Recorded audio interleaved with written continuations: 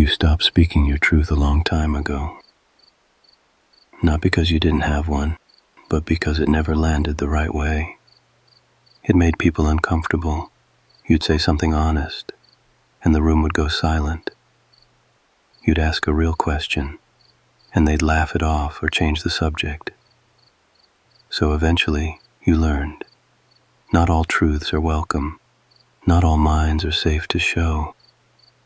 Now you keep it inside. You think 10 thoughts and speak one.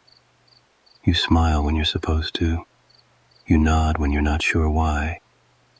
And deep down, there's this weight, this quiet sense that you're not where you're supposed to be. You've asked yourself more than once, what's wrong with me? Why does it feel like I'm on the outside of something I don't even want to be part of? But what if the answer isn't in you? What if it's in what you were forced to become? See, most people don't want truth. They want comfort, familiarity, agreement. And when your mind sees too much, when your thoughts cut deeper than the surface, that's not seen as insight. That's seen as danger. You weren't rejected because you were wrong. You were rejected because you didn't play along. That's what this is about. Not how smart you are, but how much you've had to shrink yourself just to survive a world that fears depth. If you've ever been told you're too much, or felt like your silence was the only thing keeping you safe, stay.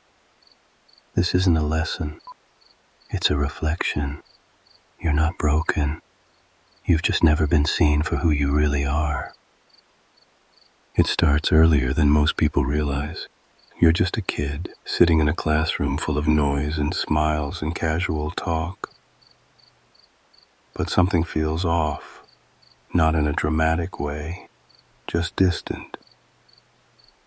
Other kids seem to move so easily through the day, laughing at jokes you don't find funny, getting excited about things that don't even register for you.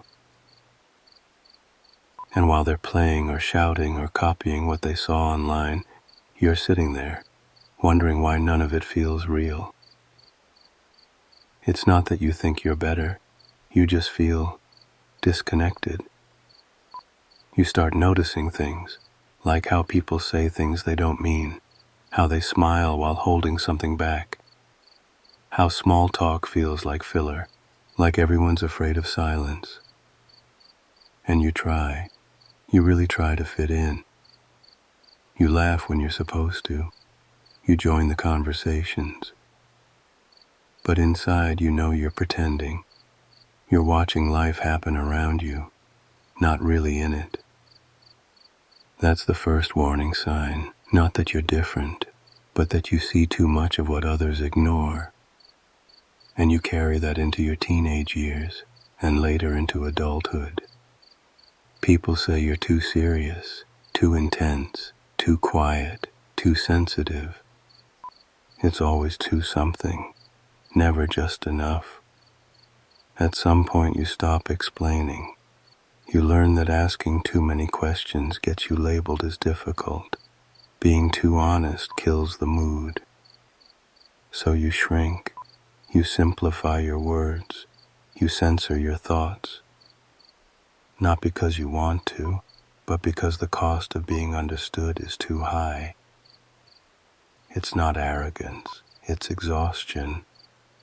You've tried showing who you are, but every time you did, something broke.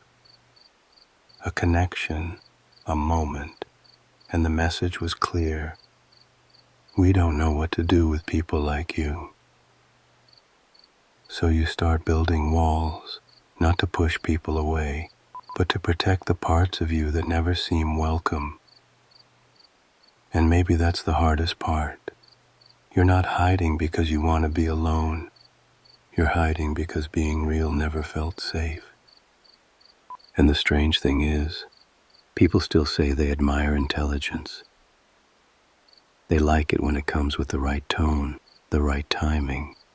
when it solves a problem but doesn't challenge their comfort, when it sounds clever but doesn't dig too deep. But real intelligence, the kind that notices, questions, reflects, it doesn't always sound polite. It sees through things. It asks, why are we pretending? And most people don't want that. They don't want to be questioned. They want to be agreed with. So even though they say they value depth, they don't stay close to people who carry it. And you start to feel that. You hold back in conversations. You sense when you've gone too far, not in a rude way, just in a real way. You can feel when someone stops listening, when your words hit a wall. So you adjust. You learn when to stay quiet. You smile more. You keep your questions to yourself. Not because they went away, but because no one seemed to want the answers.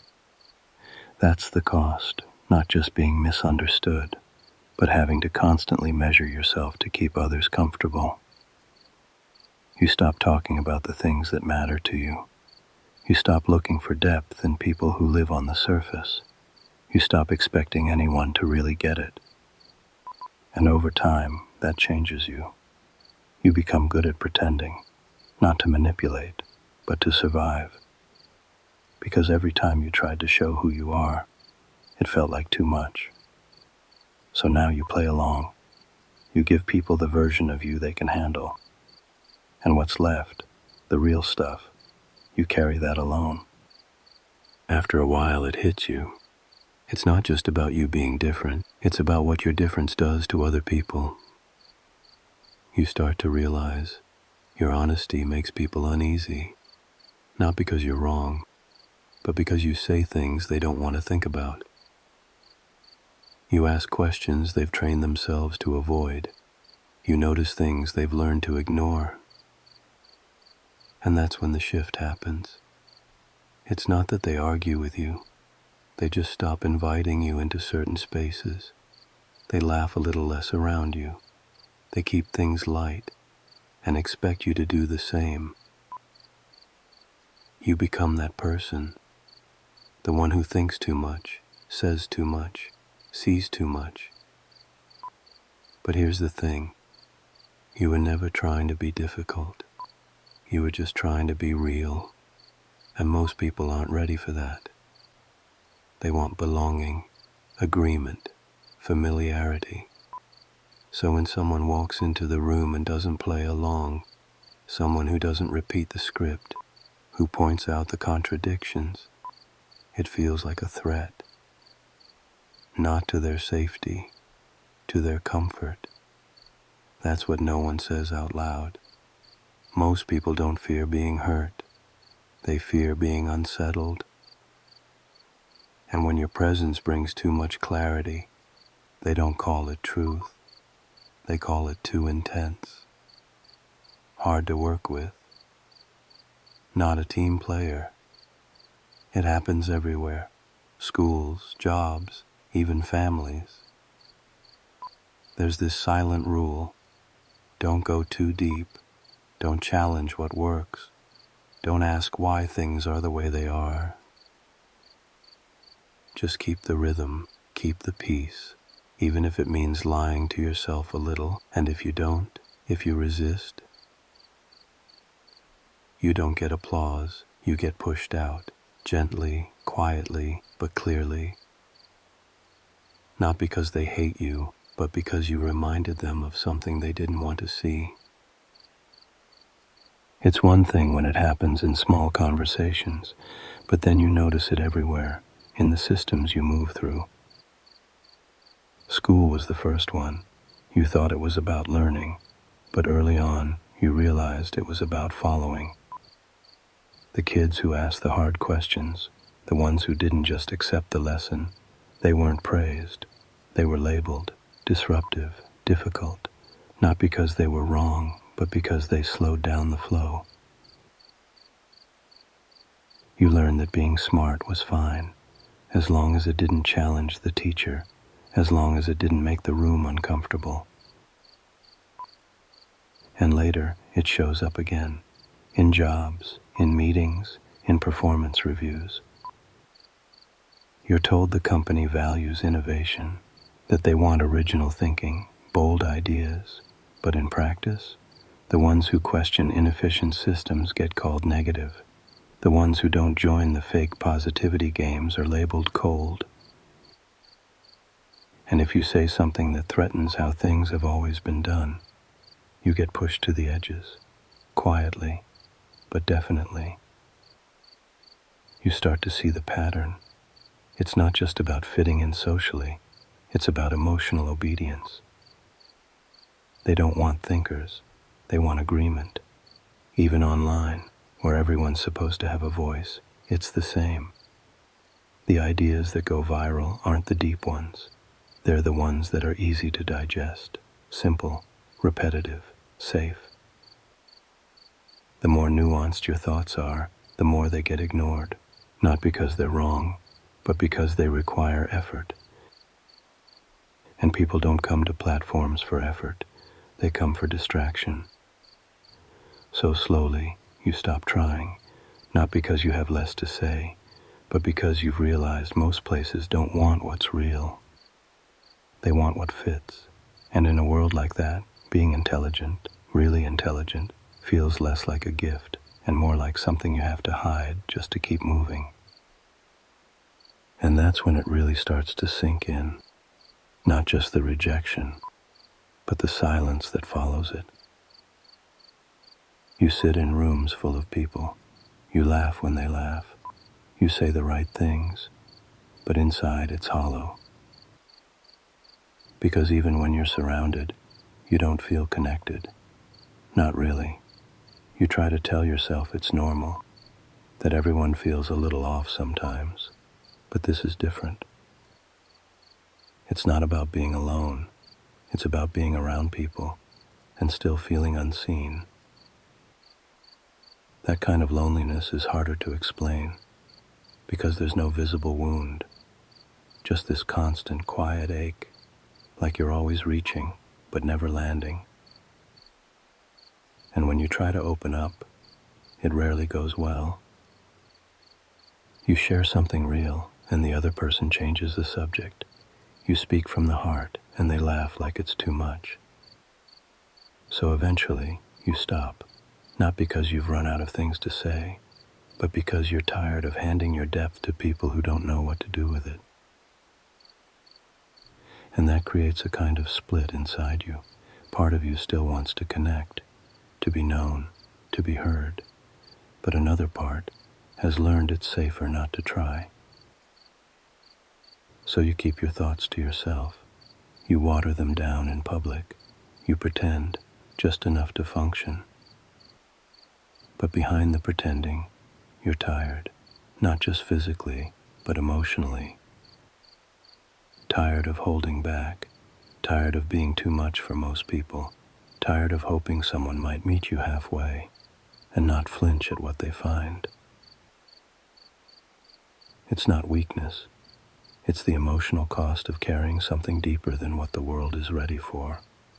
And unless someone's lived it, they don't really get it.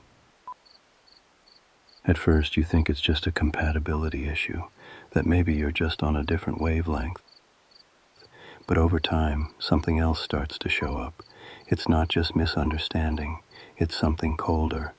You notice it in how people respond when you speak with clarity. Not everyone, but enough to see the pattern. Some don't hear your words, they hear what your words mean about them, and that's where the problem starts. Because when you say something thoughtful, it's not just a sentence, it's a mirror, and not everyone likes what they see in it. They feel exposed, inadequate, even if you never intended it that way. And instead of getting curious, they get defensive. Instead of asking questions, they start pulling away, sometimes with silence, sometimes with sarcasm, sometimes with labels, arrogant, know-it-all, too deep. You didn't change, but suddenly they don't want to be around you anymore. That's envy, the quiet kind, not the kind that admires and aspires, the kind that resents, the kind that wants to dim what it can't understand. It's hard to accept at first, because you're not trying to compete with anyone. You're just trying to be real, to speak clearly, to connect honestly.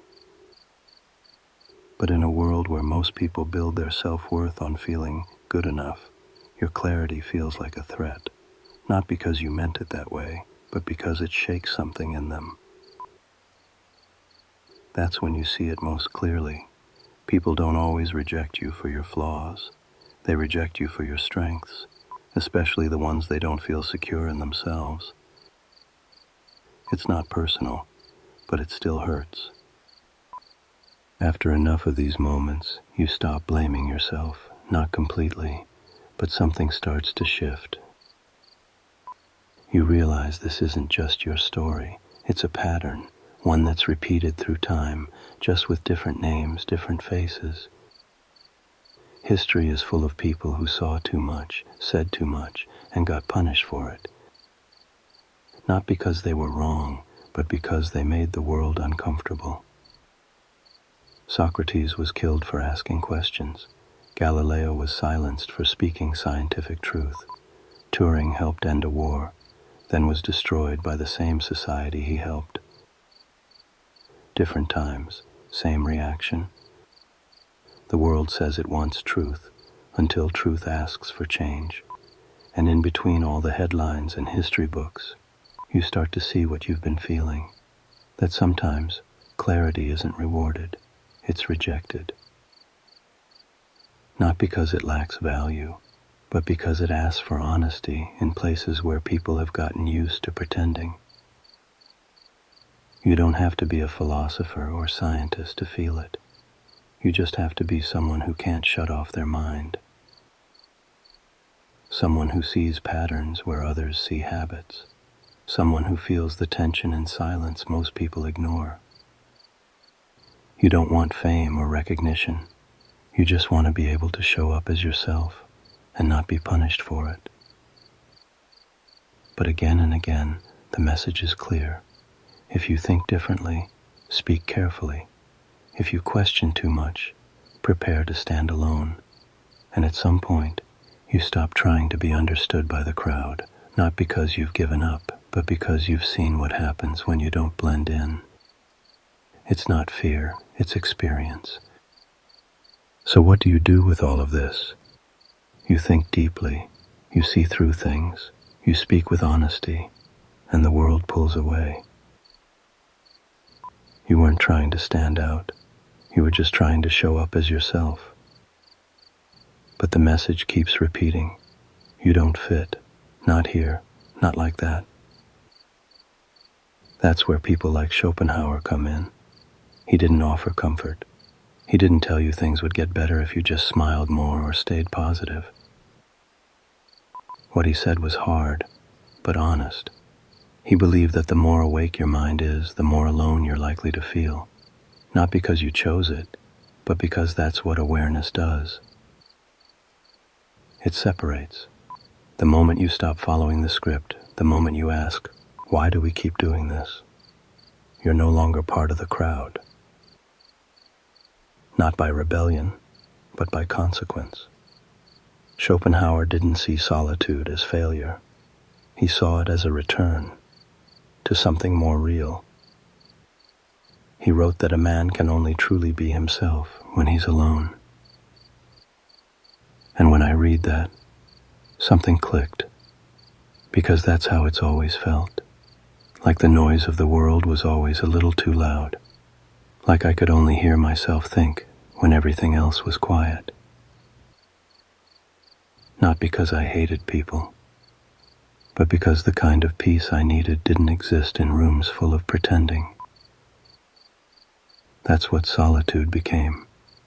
Not escape, but relief. Not isolation, but clarity. It wasn't about giving up on others. It was about finally choosing yourself. At first, that solitude feels like loss. You miss the closeness, the shared moments. You miss being seen without having to explain yourself. But over time, something else begins to take shape. You stop performing. You stop trying to be easier to digest.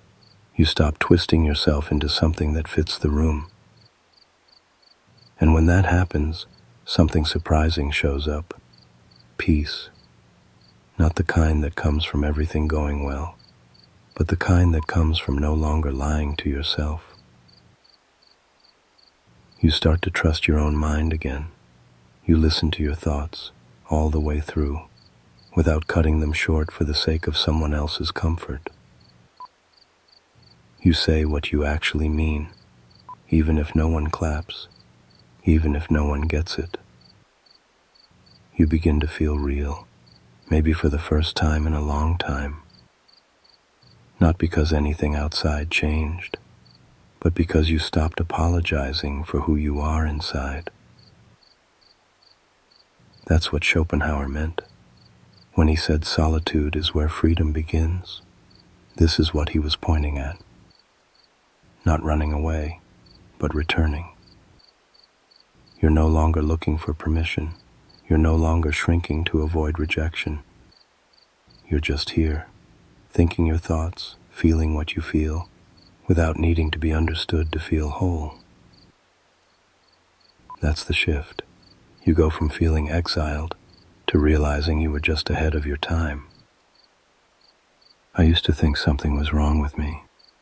Now I know I was just never meant to live on the surface. And if that means walking alone, so be it.